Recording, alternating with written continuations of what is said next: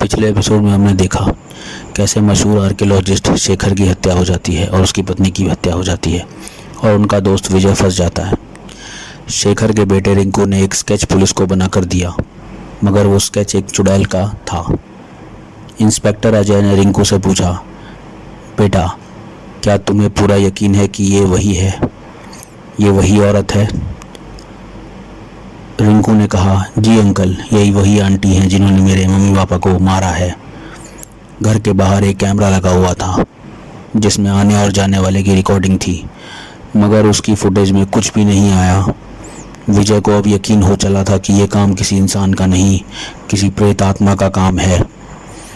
वो इंस्पेक्टर से बोल पड़ा कि सर, हो सकता है ये सब एक चुड़ैल का काम हो सकता है भगवान के कमरे में रिंकू के छुप जाने से उस चुड़ैल ने उसको नहीं मारा और हो सकता है कि मेरे गले में ओम का लॉकेट होने की वजह से चुड़ैल ने मुझे भी ना मारा हो। इंस्पेक्टर बोला, क्या बकवास है, भूत भूत कुछ नहीं होता, ये सब बकवास है, मन घड़ंत है। क्या आप पागल हो गए हैं? विजय समझ गया कि उसका चुप रहना ही बेहतर है। जब पुलिस चली गई तो रिंकू ने विजय से पूछा कि अंकल वो सब क्या था? विजय ने रिंकू से कहा, तुम्हारे पापा के पीछे क्या कोई शैतानी शक्ति थी या कभी उन्होंने किसी चुड़ैल या पिशाच का जिक्र किया था? रिंकू ने मना किया। विजय ने बोला, रिंकू बेटा तुम मेरे घर चले आओ, क्योंकि अगर किसी चुड़ैल का साया इस घर में है तो वो आज रात जरूर आएगी और तुम्हें मार भी सकती है, इसलिए तुम मेरे घर पर चलो। तभी विजय का ध्यान उस कमरे पर गया जहाँ शेखर की सारी खोज का सामान रखा रहता था। वहाँ जाकर उसने वो फ्रेम देखा जो शेखर ने अभी अभी खोजा था। उस फ्रेम पर कुछ साइड पे लाल रंग के धब्बे बने हुए थे। विजय ने देखा जैसे किसी ने हाथ में लाल रंग लेकर उसे छुआ हो। तभी उसने देखा कि ज़मीन पर भी वो लाल रंग गिरा हुआ है। उसने उस पर थोड़ा पानी डालकर उसको हाथ में लिया और सूंघा तो उसे पता चला कि वो खून है।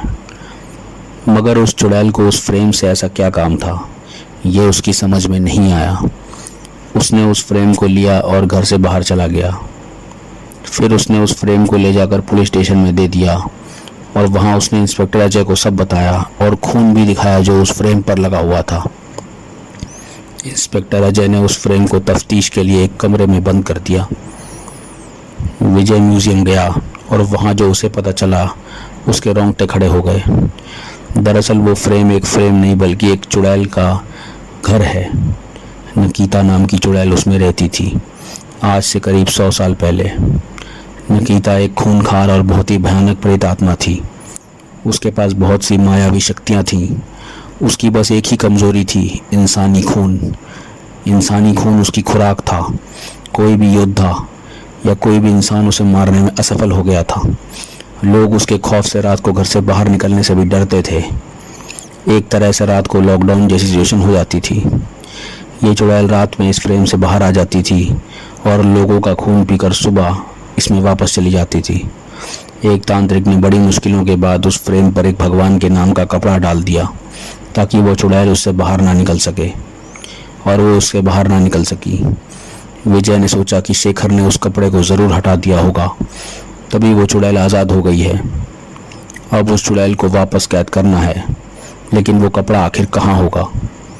विजय ने उस जगह का पता लगाया जो शेखर ने खोजी थी और उसने वहां जाने का प्लान बनाया।